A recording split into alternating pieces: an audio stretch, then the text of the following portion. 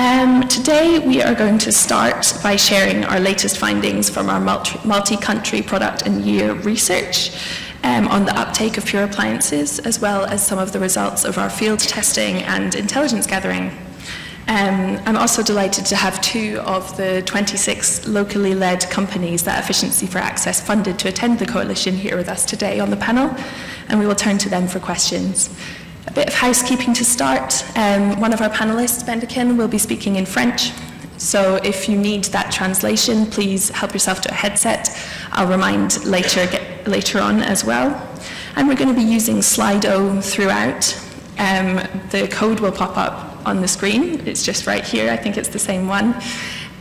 We're going to have some questions, but we're also questions for you, but we're also keen to understand your thoughts and questions that you have for the panelists, as well as any comments, and we will work through them later in the session. But before we dive into hearing from our panelists, we're going to start with some thoughts from Kavita Ndolo from Machakos County in Kenya, who is a solar water pump owner. If we could turn to the video now, please.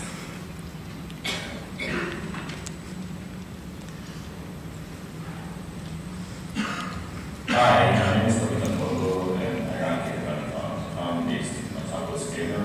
It's on about 15 acres.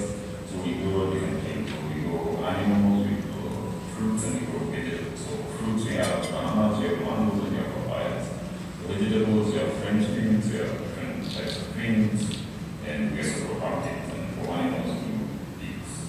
And we started our farm in 2020, and we mostly use solar for irrigation, and we scaled up to a full-blown commercial farm because a solar plant in 2020, about 8 panels, which were able to pump us around 5,000 liters per hour.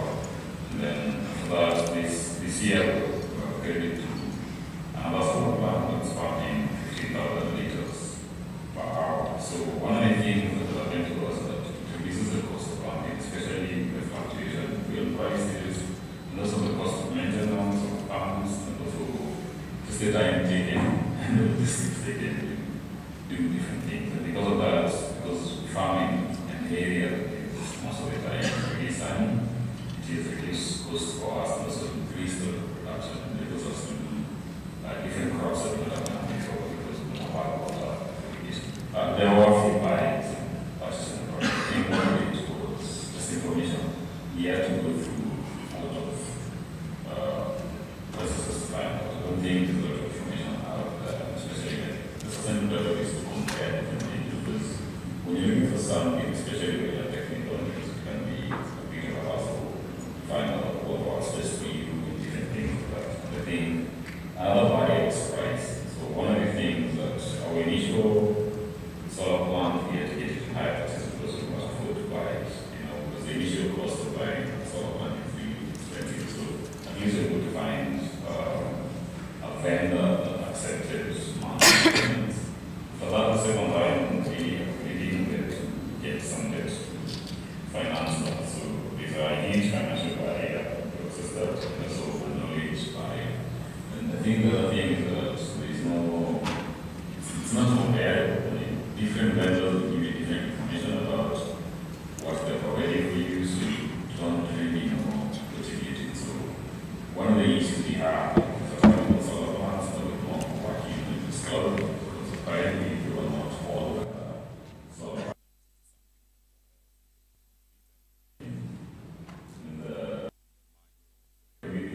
Because whatever we use before is all weather-based, so we have those information barriers and access to distributors, and especially the financial part, where it's a big pricey you're starting. But if you're patient enough, maybe you can overcome some of those barriers. But having information out there and information would be very nice so that you don't have to take batteries. Because I think we took a lot of risks every time that because the first people around the area get such kind of do I think whether it's a worthwhile investment for farmers? I think it is. First of all, the entire world is going green. And then second, you don't need a lot of servicing. And be able to look at the cost.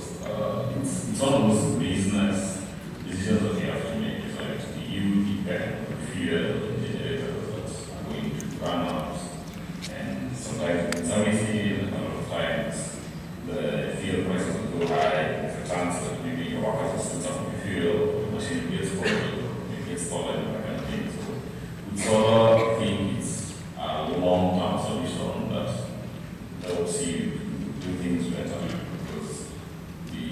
besides the initial cost, there are ways of trying to fund it. So if you're able to overcome some of those initial barriers to purchase and things like that, I would really recommend growing businesses for all the farmers. And the good thing is that the different price packages are available for different farmers. So if you are continuing the water, then you need a big investment. But that big investment is already enough because you're able to convert that to the public figure for the area of farmers. And in a sense, what it means for us, especially because the glue of business is pushed us to produce more because we have the bottom line and also think of the box, think about things we never also be able to grow at least 3 times more because we have water available throughout. So, and then based on the experience the farm right now, one of the things that I should consider when buying it is I should consider how much it would grow because initially when I bought a farm, I bought it to farm 5,000 liters an hour. And after buying it, I realized it gave me an option to start expanding and all of a sudden the water needs were beyond what we needed. So I would advise people to just buy the solar farm and the solar water system we get present in it, project towards the future needs and invest towards that. Otherwise they'll have to, invest and buy something new. So that is like the biggest lesson. And I think the second one is like whichever producer you use or whichever distributor that you use for your solar panels, try to get someone that will actually work with you through the time, someone that will be willing to come and help you when a few things are working out and you're not doing familiar with it because it's technical and you want someone who is available and someone who's going to give you support afterwards. Amazing. For those of you who joined while that was going on, that was Kavita Ndolo from Kenya, who is a solar water pump owner, sharing their experiences.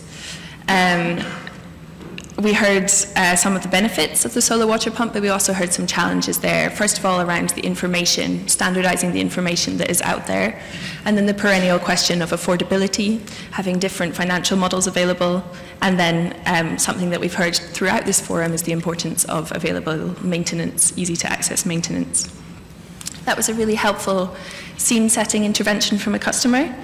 We're now going to share some of our data highlights from our latest research before moving on to a Q&A session focusing on consumer protection, trust and engagement and how we can boost that, as well as the importance of inclusive design of products and marketing of those products as well. And our hope is that by factoring all of this in, we will be able to move pure appliances along that market development curve from early adopters to mainstream adoption, while truly leaving no one behind. Before we dive into the data, I'd like to run a couple of Slido polls to understand what your assumptions are before we answer the questions for you ourselves. If we could pull up the Slido information, that would be fantastic for everyone to log in on their phones. We are in MH1, I believe. Do we have the Slido code?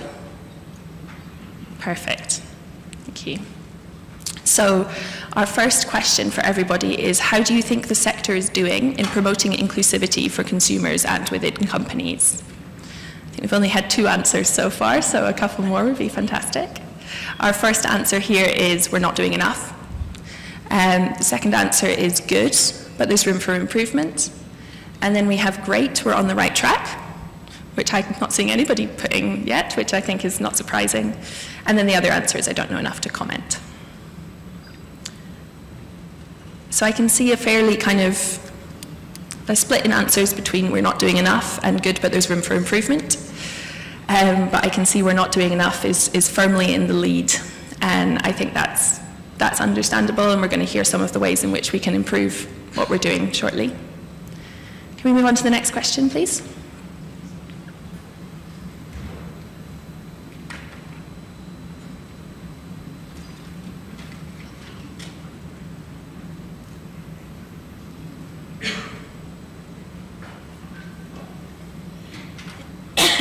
So our next question is, what characteristics do you think apply to most off-grid solar appliance consumers in our sample? We're trying here to build a picture of what the average off-grid appliance customer looks like. Our answers are, you can choose as many of these answers as you think are applicable here. Our answers are: 1, they identify as women; 2, they live in a rural area. Oh, these are in a slightly different order over here, I'll do that. The second one is they do not have access to grid electricity. Third one is they live on above $3.2 US a day. Fourth one is they are educated. And so the bottom one there, which is underneath the panel, is they identify as women. Oh, they keep changing order. I think that's because the results are coming in. So seeing some results here, we can see that we assume that the most common off-grid solar consumer lives in a rural area and does not have access to grid electricity. A little bit of support here for them identifying as women and having that being able to live on above $3.2 US per day. It's very interesting. Yasmin will be able to provide the data that answers this question shortly. Great. And we have one more poll for you. That poll is guiding us towards the question and answer session that we're going to have. And it asks, what do you think is the most critical gap towards improved access to pure technologies for the end user? Firstly, is the gap low consumer awareness of the benefits of pure technologies? Is it a mismatch between consumer needs and what the technologies provide? Is it simply affordability? Or is it financing for those pure-oriented companies to reach scale themselves, enabling them to access more consumers? Big vote for affordability here as being the main barrier.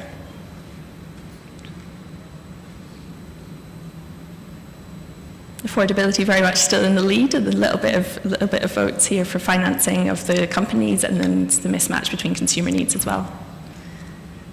Very interesting. Does anybody have any thoughts on this? We'll hear about this shortly in the panel. Great. Thank you very much, everybody, for your input. Before we dive into the presentation, I want to give another shout out to everybody that's just arrived to say that one of our panelists will be speaking in French today. And if you need simultaneous interpretation, please go and get a headset. Fantastic. I'd now like to invite Yasmin Erboy-Ruff from CLASP and Kat Harrison from 60 Decibels to set the scene with some of our latest research and findings.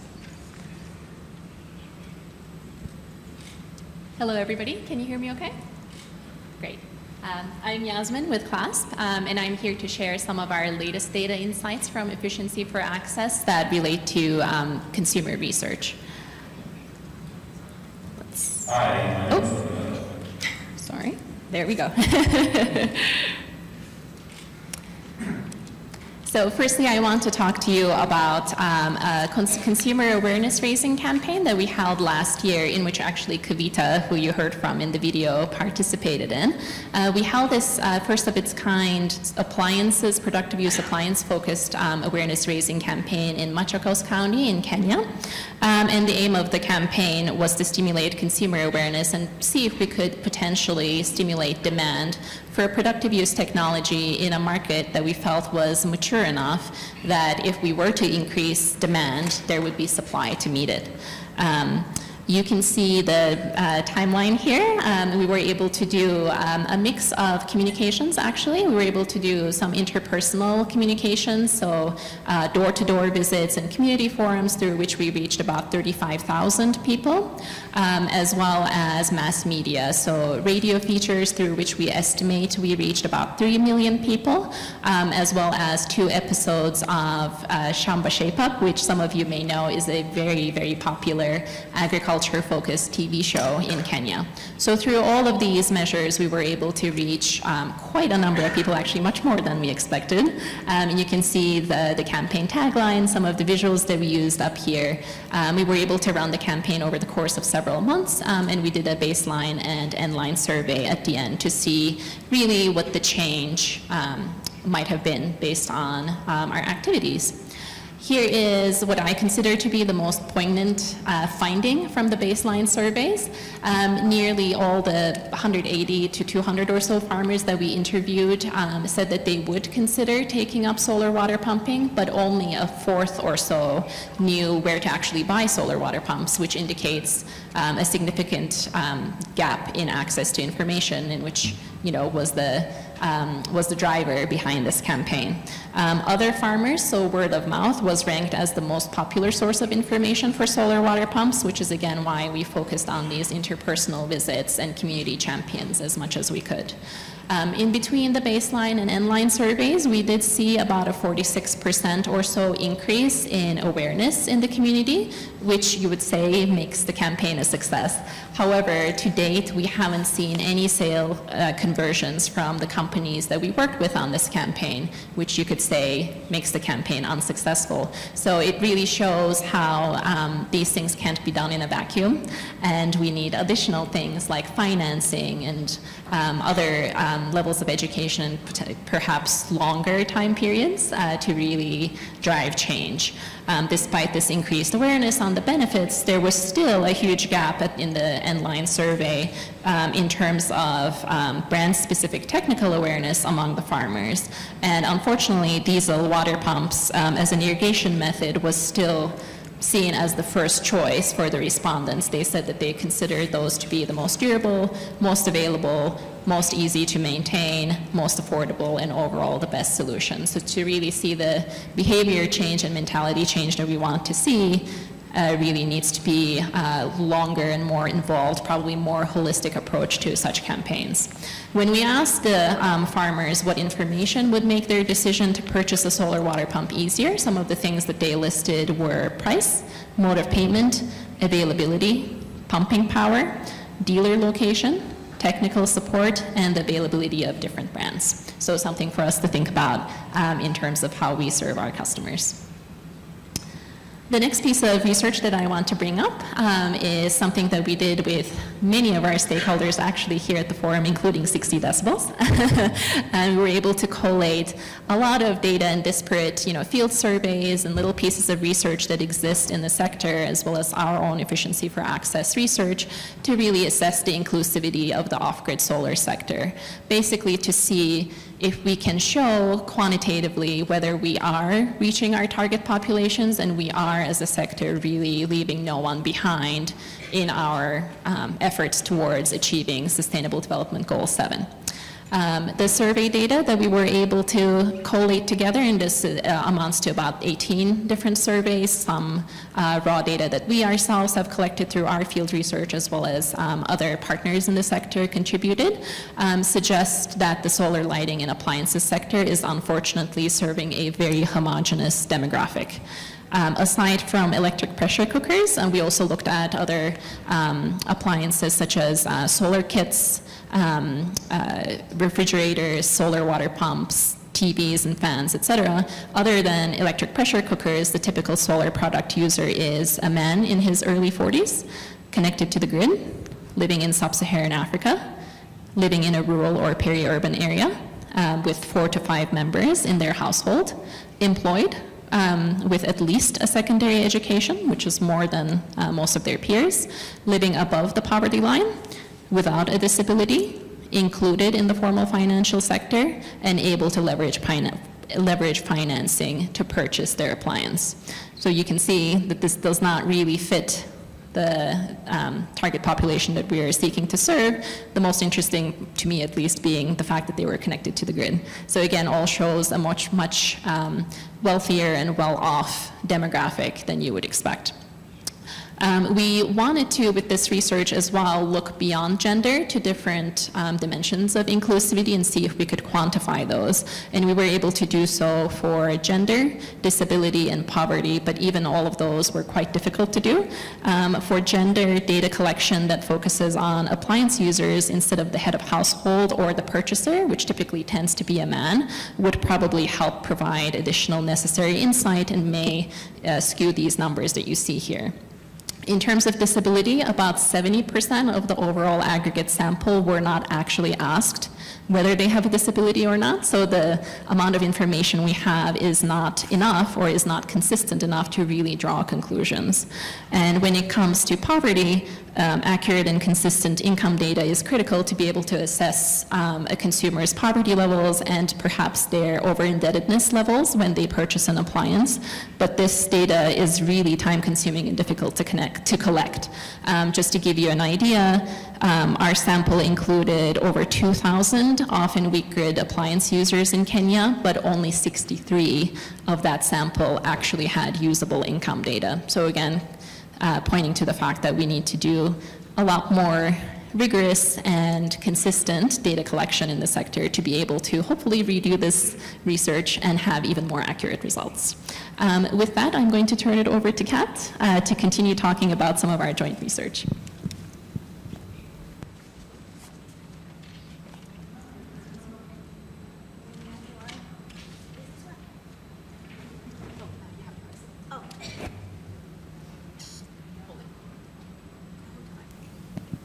Sorry, morning everyone.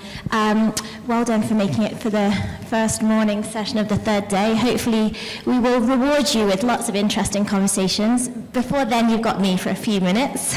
I'm just going to set the scene a little bit on some of the work we've been doing in productive use and appliances.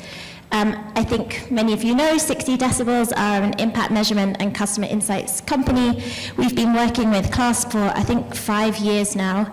I was actually just looking back at the numbers. Over the years, we've conducted 10,000 interviews of customers of 36 companies selling solar TVs, electric pressure cookers, solar water pumps, and off-grid refrigerators in 6 countries of the globe. So I'm going to try and condense that into a few minutes.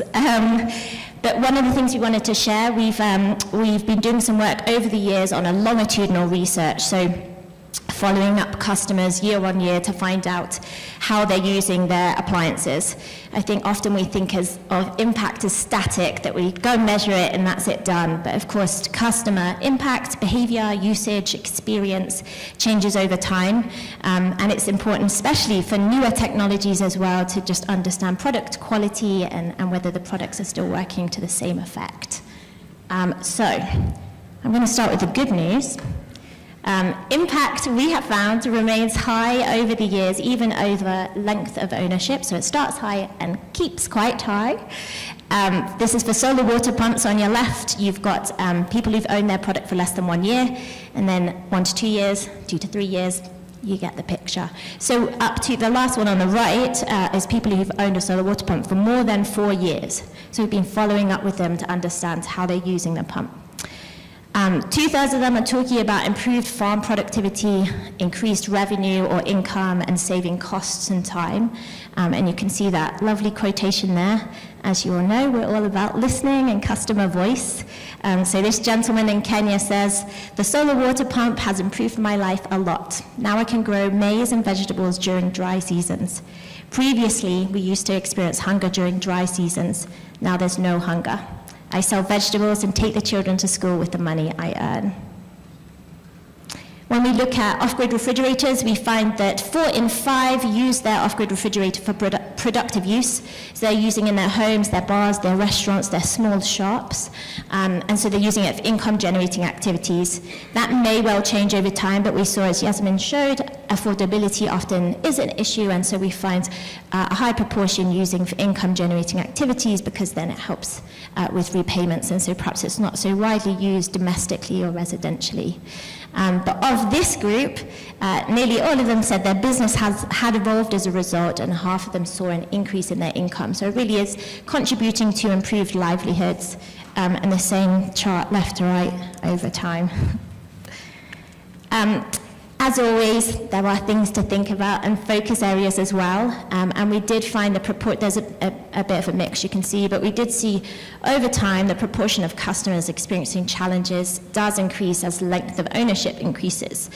Not massively surprising, and one important point is those who've had their product for much longer, so this is solar water pumps, those on the far right who've had their solar water pump for 4 years, there may be improvements in the technology for those who are buying now, so that may continue to change as technology evolves and there's developments in the products themselves.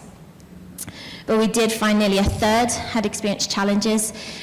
You will have heard us talk before, I'm sure, but of course, if you experience a challenge with your solar water pump, your solar TV, whatever it might be, we're reducing the potential impact we can have, because if you can't use your product to full effect, you can't realize the full benefits. And we see it has impact on customer satisfaction, referrals, which is key in the markets we work in, as word of mouth is absolutely critical, and so it may affect demand and uptake in future as well. So absolutely critical for us as a sector to think about after-sales care and customer service, particularly as half of these customers hadn't had that issue resolved, so they're still struggling with it. For off-grid refrigerators, just sharing a little bit, customers talked about ineffective cooling systems, faulty charging systems, and battery issues. For solar TVs, people talked about issues with their channels or their signals, weak or faulty batteries, or just breakdown of different parts like the remote or the speakers. And then to pull it all together, one of the things we asked over the years is whether customers had seen in their community any uptake, any difference in the other members of their community who were buying or owning these newer products. And 2/3 had said over time they had seen more of their neighbors, more of their friends and family purchase these products and own them. And in fact, 1 in 10 between the interviews had purchased a product, an additional product themselves. More often than not, actually, solar TVs, so they are definitely very popular. And if any of you have heard us speak before, I think you might think 60 decibels have shares in the Net Promoter Score. We don't. It's just a very useful indicator. It's a really nice gauge of customer satisfaction and loyalty. The higher the score, the better. And so you can see there's a little variation across those 4 different product types, but electric pressure cookers right now are super popular and customers are really excited about them. And then last, I just wanted to share, look at this beautiful suite of reports sitting on the Efficiency for Access website. Over the years, we've tried to pull for each of the different product types a really nice report on the uses and impacts of refrigerators, TVs, electric pressure cookers, and solar water pumps. So there's lots more in there around customer profile, access, around experience, satisfaction, and impact. So go and have a play and have a read, and hopefully you'll find some useful insights in there. And now the interesting part begins. Thank you very much, Kat and Yasmin. Really helpful. Before we dive into the discussion, one last reminder from me that one of our panelists is going to be speaking in French today. So if, like me, you need simultaneous translation, please grab a headset from the back before we dive in. Oh, thank you. Can we pull up the slide with the panelists on it again, please? I think that would be a good backdrop. Thank you both very much. I mean, we've heard that there is high customer satisfaction, that there are lots of benefits from these technologies, but that we need to do more, not only to engage with our current customers, but to broaden our customer base as well. I'd like to now introduce the final 2 panelists who've been waiting here patiently. On my far left, I have Mahesh Kankal from S4S Technologies, and I also have Bendigan Moulay Bashir from Benalya. If we can start with you, Mahesh, please can you introduce yourself and your company and tell us a bit about how you engage with your vendors? Sure. Thank you. I really like the word you use, vendors. Okay. Am I audible? Yes. My name is Mahesh and I work with S4S Technologies. We are basically a food processing company, and what we engage with these rural women is engage with them in the form of vendors. So we provide these machineries to them. They use agriculture, basically onions, ginger, tomato on a large scale. And as our customers are like Nestle's, Capital Foods, and hotel, restaurant, catering industry. We provide them these processed food ingredients And these food gradients are basically primarily processed by these women entrepreneurs who work with us with our machineries. So that's our model. Thank you. And how do you have ongoing customer feedback? How do you engage with them? See, basically for our vendors, as I said, we are giving them every week, we are giving them the inventory of raw material. So we are continuously engaging with them because at the same time our payments are online. So when we are making these payments, we are also making their payments towards the EMI to the financing organizations. So we need to keep everybody happy. Fantastic. And have you made any changes based on feedback from your vendors? Okay, we actually made a big pivot. We were initially a hardware food processing, hardware selling company, and when we actually gave these hardware equipments to our participants, we sold them outright sale, and the feedback was they were not able to make the sale proper use of these hardware.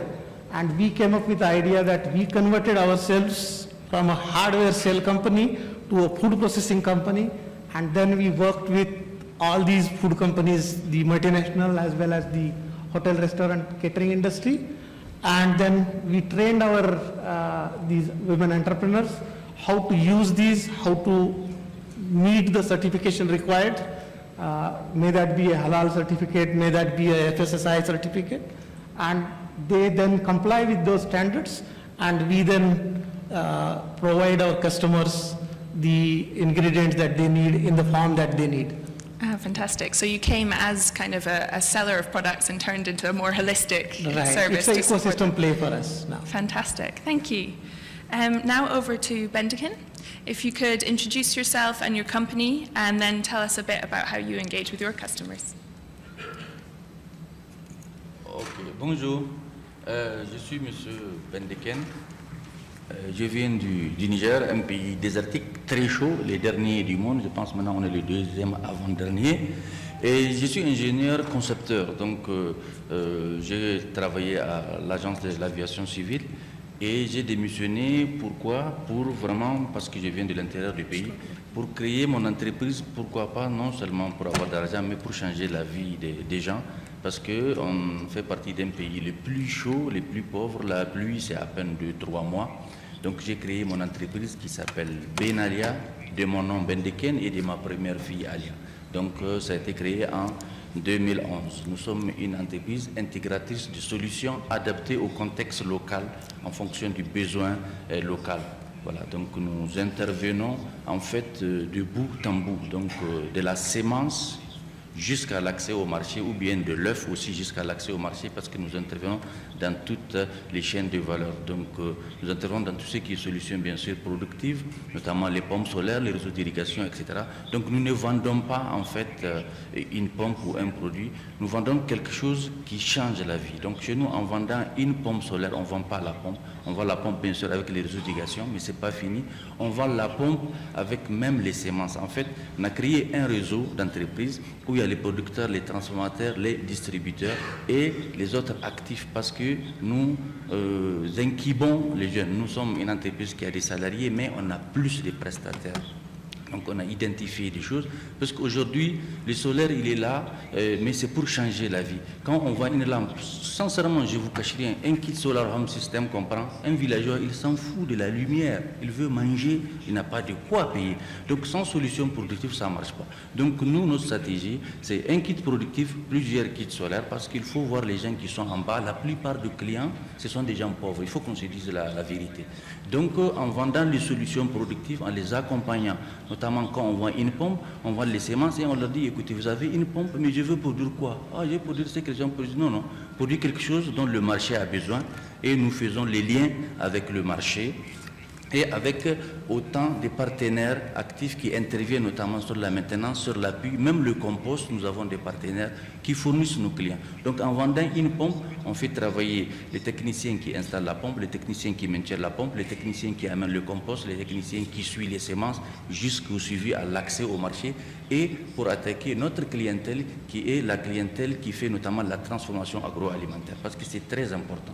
Donc les gens qui font la transformation agroalimentaire, nous leur vendons et installons les solutions c'est ce qui fait en fait qu'on est en train de rassurer les banques. Parce que les banques disent ok, je vais fournir, mais après, ils n'ont pas de quoi produire. Donc en vendant une seule unité, je prends un simple exemple, une seule unité de transformation de maïs par exemple, cette seule unité va engendrer au moins une vingtaine de pompes parce qu'on fait une production par cycle. Vous produisez tant.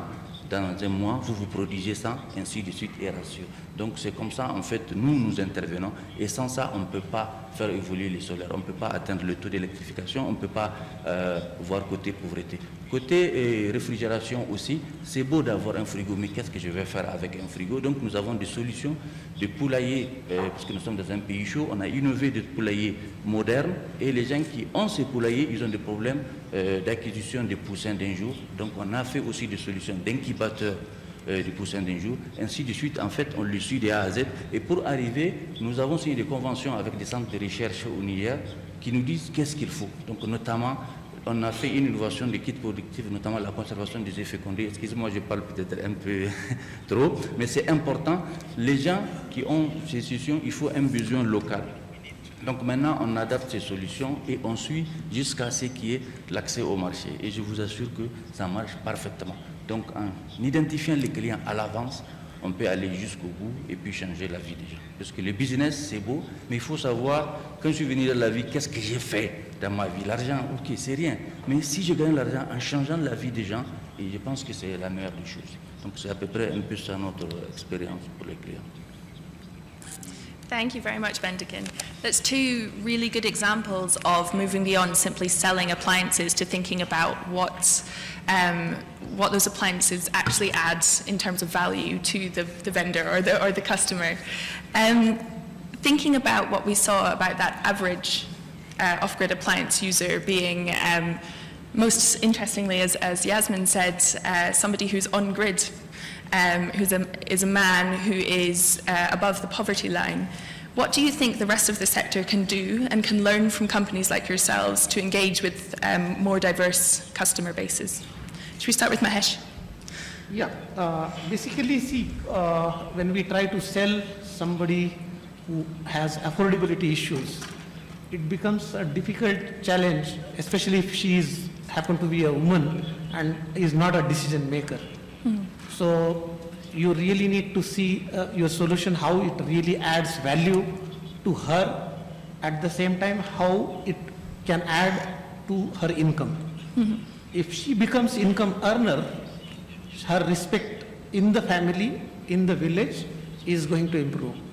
But if she is just a consumer and it's an added cost to the house, it's so much difficult for that woman to convince within the family to have that kind of equipment and then discover where to use this and add productivity to that units. But if people like us who are skilled, we can simplify things, we can actually give simplified jobs, create jobs there. At the same time, whatever difficult conversations we have to do with our customers, we break that science. So when we say S4S stands for Science for Society. So we basically are simplifying the science of dehydration in a very simplified manner to these women who actually use this technology and do a primary job. So that's the message, and that's the funda that we work in India. We perfected our model first in one district. We didn't try to go after the entire country or spreading entire country. We perfected our model in one particular district, and now we replicating this model into adjoining 3 districts, at the same time adjoining 3 states in India. And now we are quite ready to do experimentation in this part of the world. Brilliant. how important is kind of word of mouth user testimonials in encouraging further uptake? Yes, it is important, because if it is not giving productive utilization, it is our bottom line that is at stake, not her. Yes, sure. That's the way we have designed our model. So our model, if you look at, she is per day basis utilizing our equipment to convert around 200 to 300 kg of a raw material into a primary processed finished good, semi-finished good. And we have a commitment to send these goods to the world's Nestle's and Capital Foods. We just need to stick to their not just standard, but we also need to meet their quantity standards. Perfect. So okay. We are hard pressing ourselves, but at the same time, the raw material that we locally purchase gets locally processed. So the wage creation opportunity in food processing industry is tremendous, and that's where we are positioning ourselves. Brilliant, definitely seeing that added value there. Yeah. Bendikin, what do you think? How can the wider sector learn from companies like yourselves in engaging more diverse customers?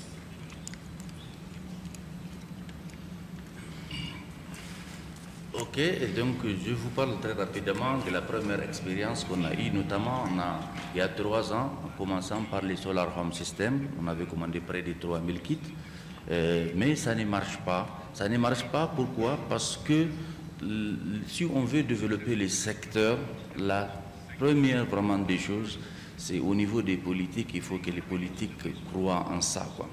Donc notamment par la détaxation, dans certains pays ça marche, ça c'est inévitable. Donc, et aussi, il faut qu'on se dise aussi la vérité, les gens n'ont pas les moyens, donc par endroit, il faut forcément des subventions pour booster. Et bon, nous, on n'a pas attendu ça parce que, bon, il faut faire, mais pour que vraiment ça marche, je pense que la stratégie, c'est vraiment le faire par chaîne de valeur. Il faut que les gens qui financent, qui voient, je finance pourquoi? Pour avoir des taux d'intérêt pour revenir, ou bien je finance pour faire quelque chose. Et pour que vraiment ça marche, ça ne peut pas marcher sans solution productive. Ça, il n'y a rien à dire. Parce que les gens n'ont même pas de quoi manger, comment est-ce qu'ils vont acheter quelque chose? Et aussi, ce qui est très important, les gens qui achètent des pompes, c'est beau, mais s'ils achètent des pompes, si la rentabilité n'est pas au rendez-vous, donc ça ne marche pas. Donc il faut que pour que ça marche, qu'on appuie des entreprises comme la nôtre, qui appuient d'autres, en fait les gens qui sont dans les solutions productives, parce que nous travaillons avec un réseau d'installateurs, donc pour atteindre un maximum de clients. Donc il faut qu'on les appuie notamment côté formation et côté peut-être subvention, ou côté accès au financement. Le gros problème qu'il y a, c'est que par exemple, nous on a certains pompes, on est limité par exemple à un certain nombre de clients, parce qu'on ne peut pas avoir des crédits pour les gens qui produisent. Et même les institutions du microfinance, il faut qu'on se dise la vérité, dès qu'un producteur commence, il est pauvre, ok, on va te donner un crédit pour la pompe, ok, mais quelle est ta garantie? Le gars, il n'a pas de garantie, mais il a le courage, il a le cœur, il peut travailler. Donc c'est de voir ça de bout en bout. Nous, la solution qu'on a trouvée, c'est qu'on voit le client final, il accepte d'acheter ta production, donc là, ça rassure. Mais vraiment, ce qui est important, c'est pour que le secteur marche, il n'y a pas à se cacher. Sans solution productive, on ne peut absolument rien faire. Une fois qu'il y a la solution productive aussi, il faut l'accompagnement à toutes les étapes. Tu as une solution productive, tu vas pour dire quoi? Il faut qu'on t'élit. Et ainsi de suite, le gars qui achète une pompe, un groupe de gens, il peut électrifier sa maison. Une pompe peut entraîner, par exemple, 5 solar home systems, par exemple. Une pompe, 10 pompes peuvent entraîner une unité de transformation. Une unité de transformation peut engendrer des gens qui veulent faire la volaille parce qu'il y a la production d'aliments, etc. Donc il faut que ça soit lié si on veut que ça marche. Sinon, ça sera encore... voilà. Oh, exactly, thank you. Passing it over to Yasmin, is there anything that you can add from our research in terms of accessing those, being more inclusive in terms of those customers that we access, in terms of leaving no one behind? What are the recommendations there?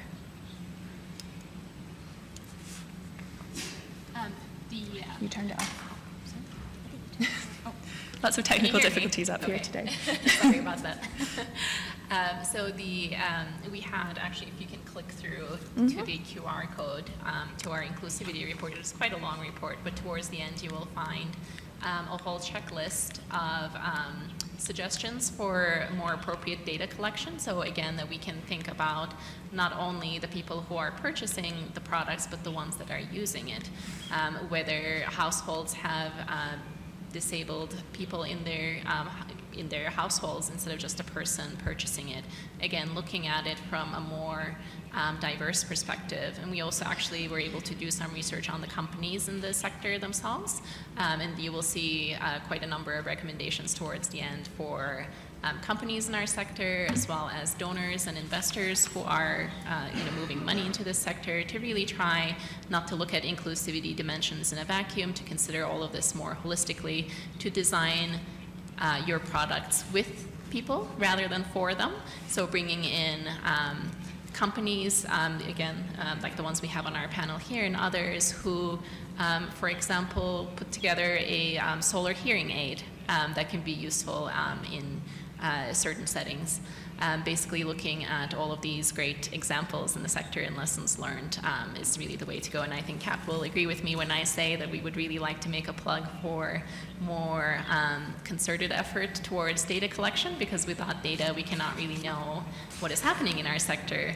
And even the data that I presented to you today is really just a snapshot. It's not something I would say is 100% accurate, just because so many surveys asked income data very differently. They neglected to ask about people's disability status or age. Even some of our own surveys in which we knew who we were interviewing, we neglected to ask the gender of the respondent. We knew they were all women, they were all EPC users, but then if I were to share that survey with anybody else in the sector, they wouldn't have that insider knowledge. So really coming together as a sector to look at how we collect this data and who we reach out to in terms of our customers, not just the ones buying them, but ensuring that all of their voices are represented is probably the main recommendation that I can share. But for all of the rest, please use this QR code to visit our website and look through the report yourself. Thank you very much. Kat, Yasmin suggested you might have something to add there. Nice, thanks, Jasmine. Yeah, I think what I'd say is, so this report is super useful. It's pulling all of what we know together. In some ways, when you look at profile information, it's kind of the what. It's like a great status or state of the knowledge of what we know now. I think the step further is understanding the why or the how we could improve the impact. So I think, going back to the proportion of households who do have people with disabilities living in them, and understanding how they access the product or service, how we might be able to make adjustments to kind of design, delivery, guidance, even customer service, thinking about the different ways that people may have disabilities. And I think that's across the chain, and inclusivity, including gender, and understanding decision-making in the home, and understanding how different users in the household might use different products. More often than not, our research, we randomly select who to talk to from a customer list, but more often than not, the customer list is the head of the household, which more often than not is a man. And there are some methods we can use around, intra-household surveys, so understanding differences in impact and usage and experience from the customer, who's the registered person, and perhaps a user in the household. But I think there's lots more we can learn and lots more we can do around that. Thank you very much. So we've heard about the importance of making sure that the value is really clear to the actual end user, who might not necessarily be the purchaser. And we've heard about the importance of collecting data and making sure that we really understand who our audience is as a sector. Before we move on to the audience questions, I can see lots of them coming in. I have one more question for, I'll start with Bendikin. Kavita in the video said that in hindsight he wished that he had bought a larger solar water pump to be able to manage the growth in his farm. Does that resonate with you? Do you have any thoughts on that? How can we help customers to think ahead?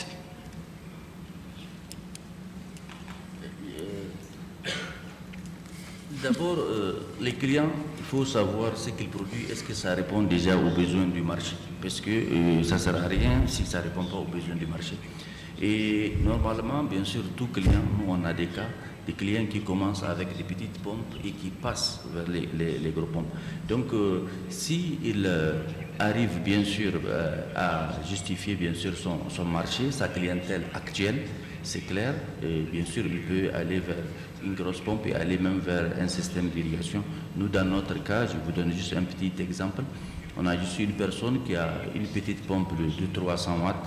Actuellement, il a une pompe de près de 2 kW parce qu'il fait une production et quand la production est suivie, la qualité de son produit est tellement bien que le client en achète. Donc le besoin est là et automatiquement il peut aller à l'étape supérieure. Je l'encourage, ce jeune homme, effectivement. Je pense qu'il peut bien arriver, mais s'il arrive à justifier effectivement qu'il a la clientèle, il peut aller vers une grosse pompe. Parce que c'est ça qui est important. Je ne sais pas si ça répond. Thank you. Okay, so it's a case of making sure that we can really confidently predict the impact of the products and be able to share that with the customers so they can make informed decisions. Mahesh, do you have any thoughts on this? Yeah, basically, you always need to ask a question to your customers, whether they would really need this much or how much land that they own, and to be able to see what is the total potential. And then maybe advisory can be given or a suggestion or a nudge can be given to them to go for a appropriate adequate kind of equipment that they can own. And if we can work out economics for them, because many a times the customers don't really understand the economics part of product you use products for themselves. To be able to see through them, it really helps prior to installation. Yeah, definitely. I suppose that's where the trust comes in, because we don't want to be pushing products that these customers might not need in the future. So it's really about that ongoing kind of holistic support and engagement with the customers. Any thoughts on that from this side of the room?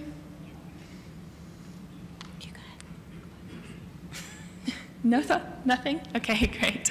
In that case, we'll move on to the questions that we have here. Our top question comes from Jean-Claude. It says, connecting solar enterprises, farmers, and clients of farmer products is interesting. Who takes the lead of that connection, and do you use PayGo? Anyone on this side like to answer?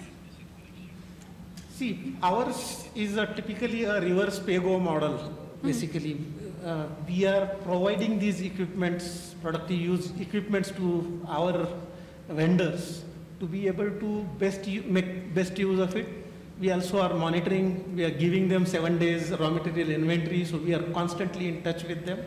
So they make best use of it. At the same time, instead of they doing the PayGo, we are cutting their payments and providing that EMI to the bank. Ah. So it's not typically a PayGo, it's a reverse PayGo, you can say. I see, okay. And how about you, Bendikin?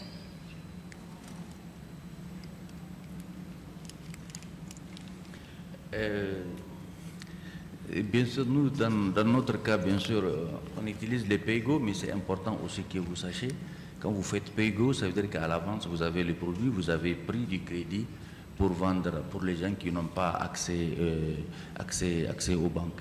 Nous utilisons effectivement le PayGo pour les systèmes d'éclairage aussi et les systèmes de pompage. Parce que le seul problème qu'il y a, je profite pour répondre à la question suivante qui m'est adressée en même temps. Donc, le problème qu'il y a, comme je vous l'ai dit, c'est l'accès au financement pour les clients. Donc, nous, qu'est-ce qu'on a fait? On a d'abord, quand vous commencez quelque chose, les banques, personne ne vous croit. Il ne faut pas dire je vais faire, il faut dire j'ai fait. Donc on est obligé de se sacrifier et de faire quelque chose dans un premier temps. C'est ce qui est extrêmement difficile, de montrer qu'on est capable de faire quelque chose. Et par la suite, c'est en ce temps-là que les banques s'intéressent à vous. Parce que ça, il faut qu'on se dise, c'est la vérité. Donc nous, on a pris des crédits pour bien sûr commander de stock. On travaille avec nos banques locales qui nous font confiance. Et maintenant, avec ça, négociant des délais, on fait accéder nos clients à travers les PayGo et à travers aussi des fois des paiements cash qu'ils font à la récolte. Parce que, encore une fois, c'est très important, c'est les kits productifs. nous sommes obligés de suivre nos clients de la sémence jusqu'à ce qu'ils vendent. Parce que si les clients ne vendent pas, ne gagnent pas, il ne peut pas rembourser son crédit. C'est un travail extrêmement difficile pour nous parce qu'on est obligé de suivre de A à Z. Et c'est la solution qu'il faut pour que ce genre de solution marche dans nos pays. Voilà. Thank you. Could you explain a little bit more about the cash payments during the harvest? Are these full amounts for the system? Et pour le paiement, comme j'ai dit, c'est à la récolte. Parce que la clientèle, la grande clientèle, n'a même pas à peine de quoi à manger. Donc, c'est des gens qui n'ont rien, la grande clientèle, bien sûr. Et pour les gros clients qui ont les moyens, nous exigeons bien sûr une avance, comme une entreprise qui veut faire une unité de transformation, elle a de quoi faire. Donc là, elle peut faire, et là, nous mettons la banque à profit. Et nous assurons la banque que le gars, l'entreprise, elle peut bien réussir parce qu'il y a un marché qui est là. Et de l'autre côté, nous nous engageons, en fait, c'est ça qui est très difficile, nous nous engageons à ce qu'il ait la matière première de bonne qualité pour qu'il produise. Et de l'autre côté, nous profitons bien sûr pour vendre nos pompes. Donc c'est à peu près ça. Et pour les clients qui ont un faible revenu, c'est vraiment la vente à la récolte. Voilà. Pas mensuel, quand ils vendent et puis ils remboursent. Voilà. I see, thank you. So both of you are really taking on the credit risk of your customers at the moment, which is admirable. Do you think is it sustainable in the long run? Let's start with Bendiken, perhaps. Me? Ok.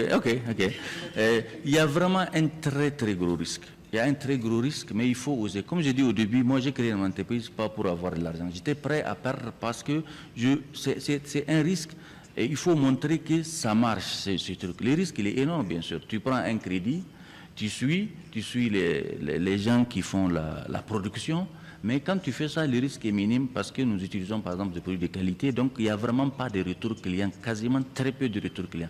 Donc en utilisant les produits de qualité, nous sommes sûrs, et quand on vend une pompe, autour du village ou de la zone clientèle, on identifie un des jeunes qui a un peu la connaissance, on lui montre comment faire l'entretien, et une fois qu'on fait ça, c'est très lourd, je vous garantis que c'est très lourd. On est limité parce qu'on est limité à moins. Donc ce que nous sommes en train de chercher, c'est que les microfinances financent ces clients. Et là, la preuve qu'on veut leur montrer, c'est que c'est rentable. Donc on espère que d'ici un an, quand ils vont voir que ce que nous avons fait, c'est vraiment rentable et qu'ils peuvent gagner, parce que les institutions financières, ils font gagner de l'argent, en accompagnant un client, ils peuvent accompagner 10 autres, lui aussi, ainsi de suite. Quand ils voient l'écosystème qui est créé, là, ça peut marcher. Je reconnais que c'est un grand risque, mais je le prends parce que j'y crois.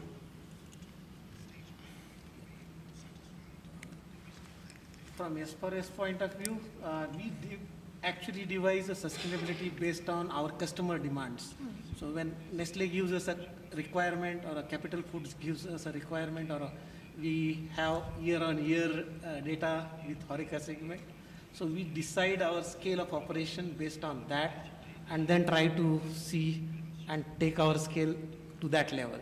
So we don't want everybody to have solar dehydrators just because they have some pay-go option or something, but what is our customer requirement, accordingly we expand in that geography. Okay, so great. It's a very thoroughly integrated value chain that we operate in, and ours is a slightly complicated model, but all these complications are for us at S4S level, and what our vendors do is simplified dehydration process. I see. Okay, yeah. So both of you really thinking ahead about the future of your business model, with Bendiken looking forward to hopefully seeing the consumers and the users of these appliances having direct access to finance themselves in the future. Great, thank you. Can we pull up the questions again, please, so I can see what the next one was?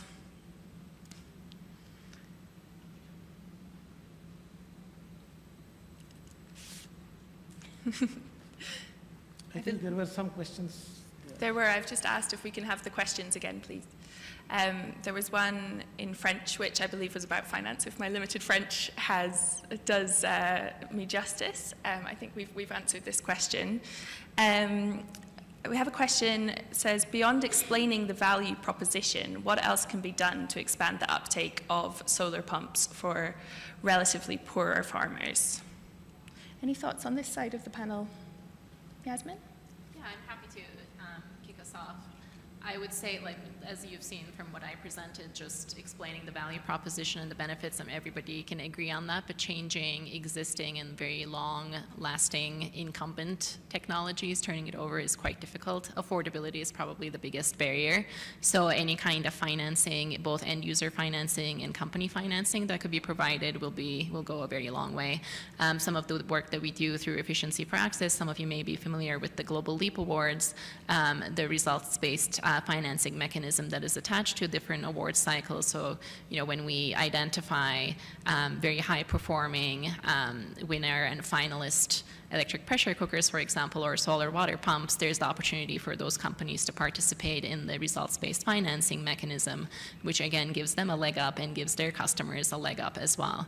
I also want to pick on the thread that's been going on here to talk about how we should not look at these technologies in a vacuum. And for a farmer, it's not just a solar water pump that's important, but the whole irrigation system as a whole, having access to the right kinds of seeds, fertilizers, so doing this not in a vacuum and not siloed within the energy sector, but also looking at agriculture, looking at weather advice, perhaps, looking at crop advice, whether switching their crops could actually be more helpful than upsizing their solar water pump. Things like that, I think, altogether will be helpful. Great. Do you have any input, Kat? Yeah, I'll just add, I don't know if any of you are in Sierra, my colleague's session yesterday, but one of the findings is around newer technology tends to attract earlier adopters, and earlier adopters tend to be higher income, better educated, and more risk tolerant. And particularly when we're talking about affordability and lower income customers, an expensive product like a solar water pump, even with financing, is a significant risk, particularly if it requires a lot of behavior change. And I'm going to say something I don't know if any company's going to want to do, but maybe there's funding for it, which is, I think, one of the ways to reduce the risk is having schemes like try before you buy or demonstration effects. And I think we've seen that, I think particularly for solar lanterns many years back, where this try before you buy scheme has worked really well for people to test it out and try it at really no risk for themselves, because they haven't had to put a big down payment on, and then they start to see and realize the benefits themselves. So I think particularly with solar water pumps, as Yasmin said, it comes with so many other kind of inputs and support that might be needed, but I think just that and being able to try it out yourself, I think is a barrier particularly as well.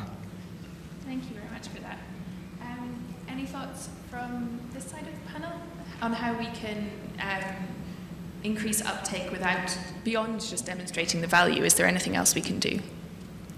Yes.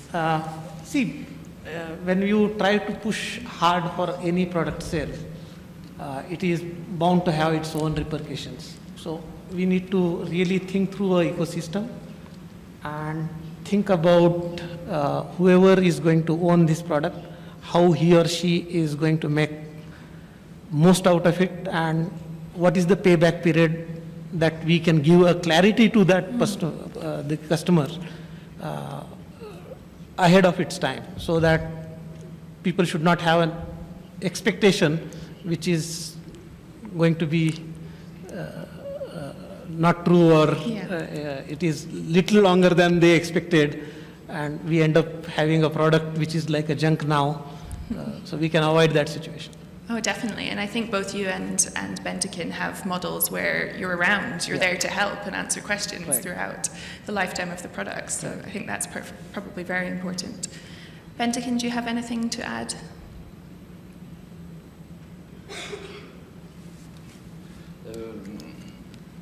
I try to speak English a little because I know some people here who don't speak French.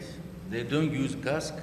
I think just it's like music for them what we do. Who from you understand what I have said? who understand, you know? All of them don't understand what I have told, but it's important. I just, to resume in my English, if we want the impact for solar in our community, we have to work with productive solar solution adapted to local context. So all of the customers are poor, all of them. They don't have money to pay to eat, even if light is not problem for them. So they want to be helped, they want to be assisted. So in our business model, we are from the seeds to the market. It's very, very difficult for us, but it's the way. We start with a small project that we can auto-finance. We have debt from our local bank. The problem that we have is the bank don't believe in solar. It is the right. And the bank don't help poor people. It's the right.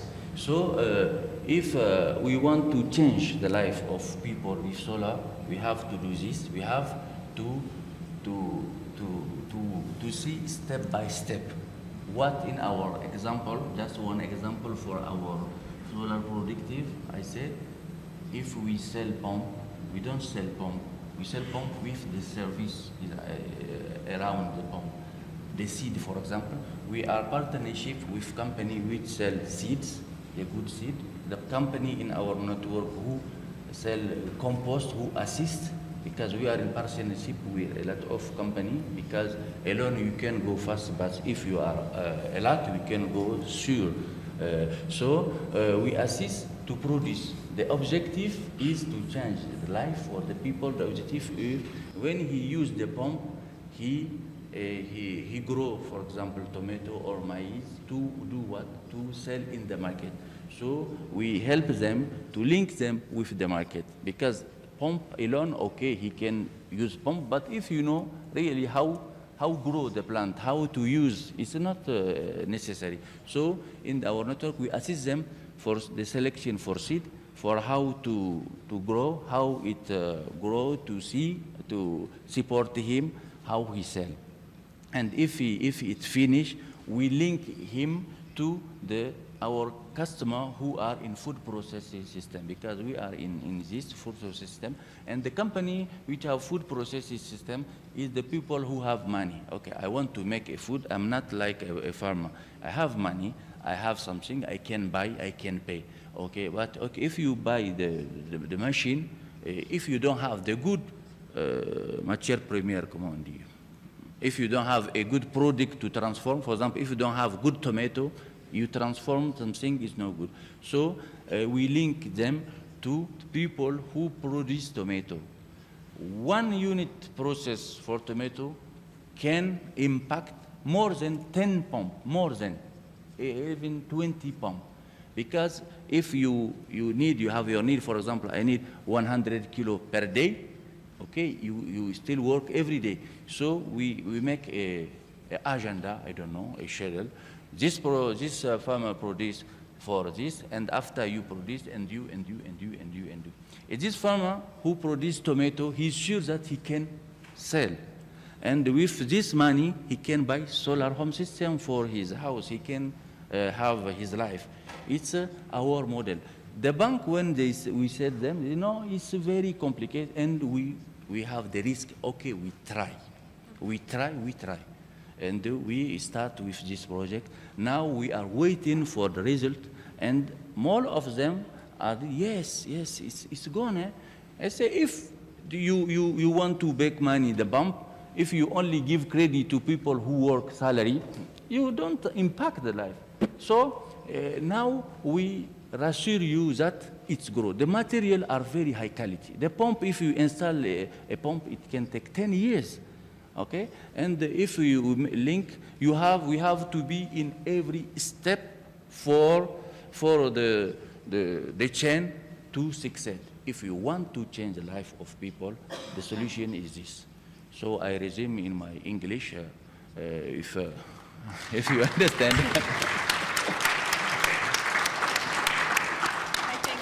I think we can all agree your English is Oh, okay.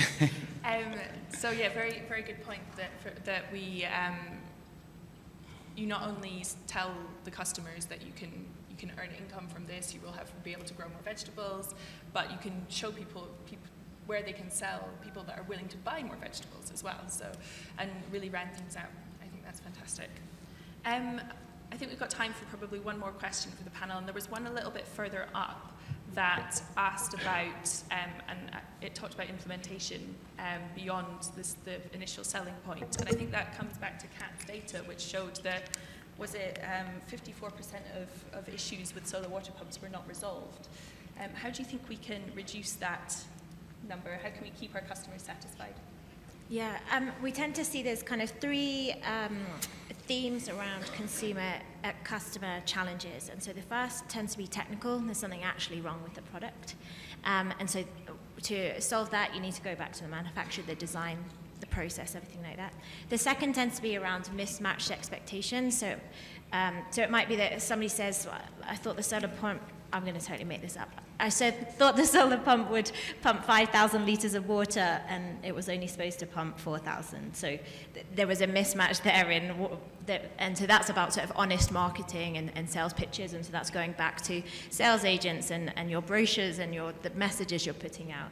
And then the third is around misuse, and again, often not deliberately, but somebody, this is a very long time ago, but I remember one example where somebody said, my solar lantern isn't charging, and they put the panel in the shade under a tree because they wanted to protect it. And that was addressed through sort of training and guidance and installation. So I think the first is heading it off at the pass, where you can reduce any challenges, and then the second is that issue resolution, and that's making sure you have clarity of, once you've sold to a customer, what do they do if there's an issue? Who do they reach out to? How do they contact them? And I think there's a really nice piece around inclusivity here, because if you have a disability around communicating or listening, then phoning a call center might not work for you. So actually, I think that's a lovely way for us to think about how to make that whole process inclusive for lots of different people. I think there's also a point about just providing advice and support in the local languages, which I think we do a lot of things in English and French. And there could be, that's a very simple solution, really. Yasmin, did you have something to add? Yeah, and I want to stress this point around repair and after-sales service, because when you look at, a small solar lantern or a solar home system, things are a lot simpler, right? They're cheaper, they're easier to replace or repair. Many places sell them.